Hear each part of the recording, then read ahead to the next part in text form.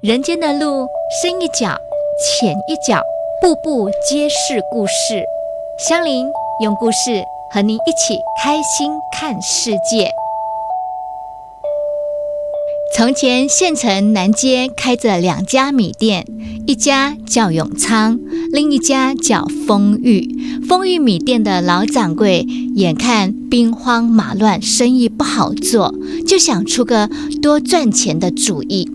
这一天，他把调秤师傅请到家里，避开众人，对调秤师傅说：麻烦师傅帮忙调1竿15两半1斤的秤，我多加1串钱。调秤师傅为了多得1串钱，就忘了行规道德，满口答应下来。老掌柜吩咐完，留下调秤师傅在院里调秤，自己就走进米店里料理生意去了。米店老掌柜有4个儿子，都帮他料理米店。最小的儿子2个月前娶一位私塾的女儿为妻，新媳妇正在屋里做针线，公公吩咐调秤师傅的话被他听见了。老掌柜离开后，新媳妇沉思了一会儿，走出新房，对调秤师傅说：我家公公年纪大了，有些糊涂，刚才一定是把话讲错了，请师傅调1竿16两半1斤的秤，我再送您2串钱，不过千万不能让我公公知道。调秤师傅为了再多得2串钱，就答应了。1竿16两半1斤的秤很快制成，调秤师傅果真没有把秤的变化告诉老掌柜。老掌柜曾多次请他调秤，对他的手艺信得过，当天就把新秤拿到米店使用了。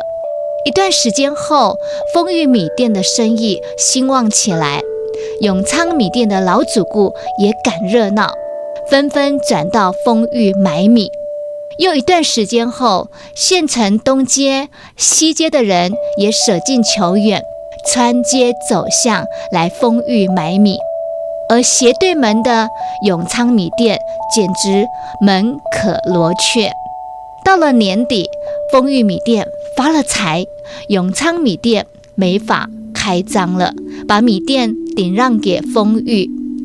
年30晚上，一家人围在一起吃饺子，老掌柜心里高兴啊，出了个题目让大家猜，看谁猜得出自家发财的秘诀。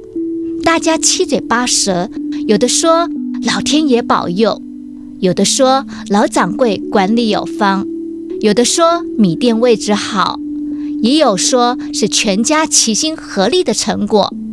老掌柜嘿嘿嘿的一笑说：你们说的都不对，我们靠什么发的财？是靠我们的秤，我们家的秤15两半1斤，每卖1斤米就少付半两，每天卖几百几千斤，就多赚几百几千个钱，日积月累，我们就发财了。接着他把年初多掏1串钱，请调秤师傅调15两半1斤秤的经过讲说了一遍。儿孙们一听，都惊讶得忘了吃饺子。惊讶过后，大家都说他不露山不显水的，连自家人都没察觉，就把钱赚了。老人家实在高明，老掌柜可高兴极了。这时，新媳妇从座位上慢慢站起来，对老掌柜说：我有一件事要告诉爹，在没告诉爹以前，希望您老人家答应原谅我的过失。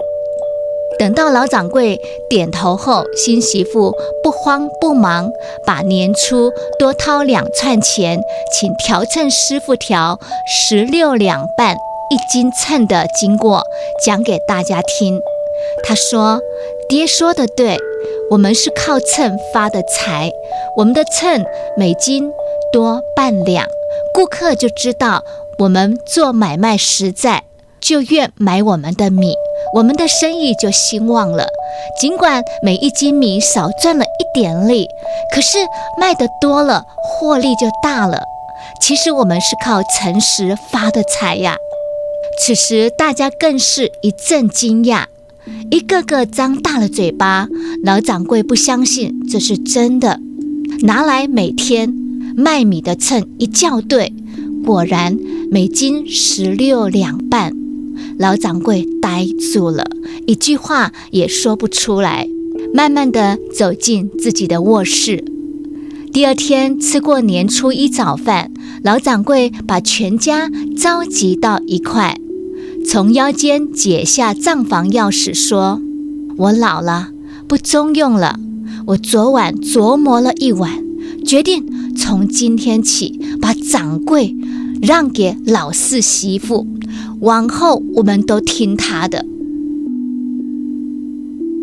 正所谓众人为秤，半两之差，心明如镜。做生意讲究诚，做人岂不是如此呢？